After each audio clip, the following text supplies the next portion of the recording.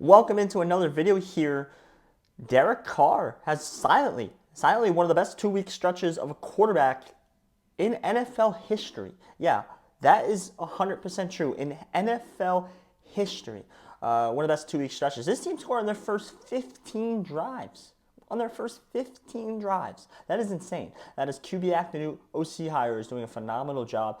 Derek Carr is playing arguably his best football he's ever played. And this is a guy that so many people already had written off as done. This is a guy that a lot of Saints fans and people on Twitter, on social media, wanted to get shipped out of New Orleans. They wanted him out of New Orleans. And New Orleans under 7.5 was a very popular under-win total on Twitter. I saw this all over the place. It's just not going to work out well for them. My question is, and as this AFC South now race heats up dramatically with the Bucks, the Falcons, the Saints, right?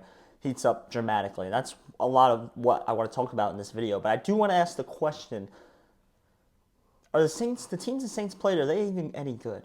Where are they any good? That's the question, right? I know now they play the Eagles this week at home. They're 3-point favorites now, which is crazy to me. But the Eagles are a different team without A.J. Brown. You can look at any metric with and without A.J. Brown. You can look at any record. You can look at Jalen Hurts' performance. You can look at the defense's performance.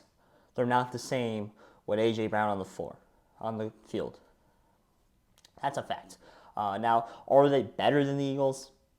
I don't think so. I think the Eagles are now their first real test. Because if we look at the opponents they played, the Saints. If you look at the first two opponents, they played a Panthers team that's we now know is horrible. That's easily, I would think easily with Bryce Young starting, the worst team in the league, right? I mean, Bryce Young came out and threw a pick on the first play of the season. They couldn't score at all. Then they couldn't score against the Chargers the following week.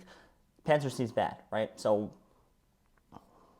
that kind of skews the results, in my opinion. And then you add a Cowboys team. Like, I know a lot of people are high on the Cowboys team. They had a great week 1, but are we sure that this Cowboys team is really good?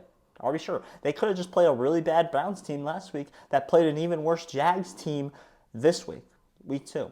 That is not out of the realm of possibility. And it's not out of the realm of possibility that maybe the Saints team is legit. And maybe Allen, the head coach that everyone was hating on, some people in this industry saying is the worst head coach in all of the NFL.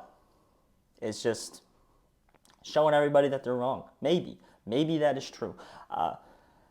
This is like one of the only divisions in the NFL I don't have a bet on to win the division. And I will at some point. I just am not ready to come in on a team. I just don't know which team right now is the best. I think this week might determine it. I want to see how the Bucks handle a Broncos team. I want to see how the Saints handle the Eagles. I think that's a monster game. That's arguably the biggest game of the week, is Saints Eagles, in my opinion. The Eagles need that win. And the Saints need to show, like, no, we're legit, right? Falcons have a monster game on Sunday Night Football. If they beat the Chiefs, all of a sudden people are going to be like, well, the Falcons are really good, and the Steelers must just be really good as well. Like, right? There's going to be so much possibilities that could happen here. But the Saints' offense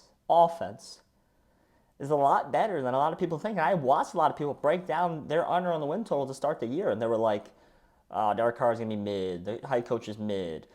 Yes, they have Olave, but Shaheed is mid, and Shaheed is balled out. And which I kind of saw coming. Like, that's a guy that I think was severely underrated his whole career. Derek Carr. I mean, let's not hate on this guy. This guy got the same contract as Daniel Jones. That when Daniel Jones got that $40 million, people were not as hating on that, but hating on it a little bit. Okay, $40 million for a quarterback is now kind of bitch money. Like, you should be making $50 to $60 million now as a starting quarterback, average to above average starting quarterback in the National Football League now makes $50 million. So you can look at it now if he has a monster year as a steal almost. This division is going to be very, very fun. Might be the funnest division race in football this year. Monster games in this division. Monster game for the Saints. Monster game for the Falcons. And can the Bucks hold off? You know, a little feisty of a team in the Broncos. That spot seems like a sketchy, sneaky spot for the Broncos here. Ultimately, my name is Josh Wissey. This is a breakdown of the AFC South. Thank you.